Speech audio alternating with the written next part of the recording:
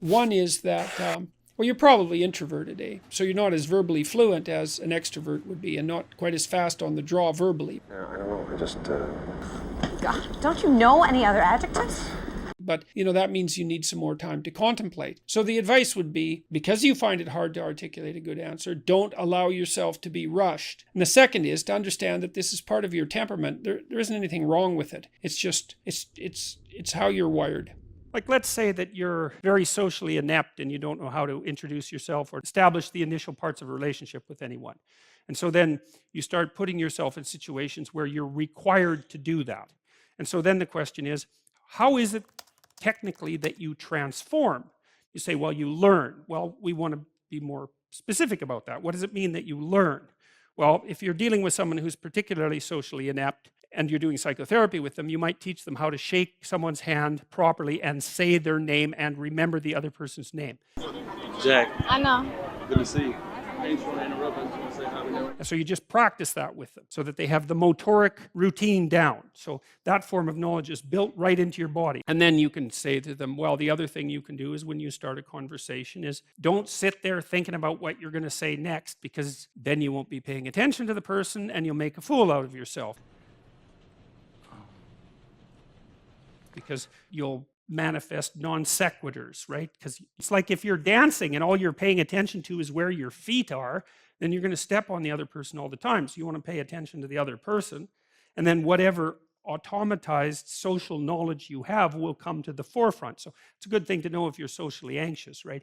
If you're socially anxious, one of the things you should do is pay way more attention to the person you're talking to rather than less, and you should pay as little attention as possible to yourself. So, but anyway, so you go out into the social world and you learn to shake someone's hand and you learn how to listen to them and ask them questions, because that's the next thing, because people love, you can't just ask them random questions, obviously, but if they start talking to you and you don't understand something about what they're saying, or maybe something they said is interesting and you ask them a question, they're pretty damn happy about that, because it means you're actually paying attention to them, and people actually love to be paid attention to because it hardly ever happens. So they really, really like it. Okay, so what's happening? Well, first of all, you're mastering the automated motor movements, right? Where to point your eyes, where to put your hands, how to move your lips, like really embodied knowledge. It's a special kind of memory, and you're practicing that. And so that's building new skills for you. And then by listening to the person and watching yourself interact, you're also generating new abstract information that enables you to conceptualize the world in a different way. So if you go out and talk to 10 different people or 50 different people, then you get to listen to what those 50 people said, you get to watch how they express themselves, and you gather a corpus of knowledge that changes the way you perceive, that broadens you as a social agent.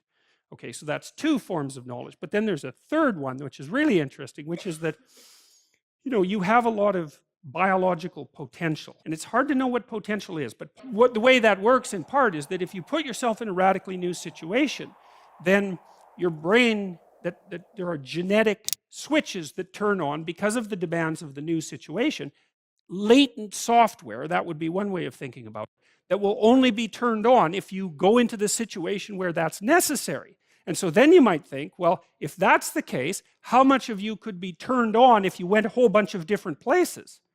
And that's that's a profound question, because one of the deep answers to how you should get your life together is you should go a very large number of places and turn yourself on.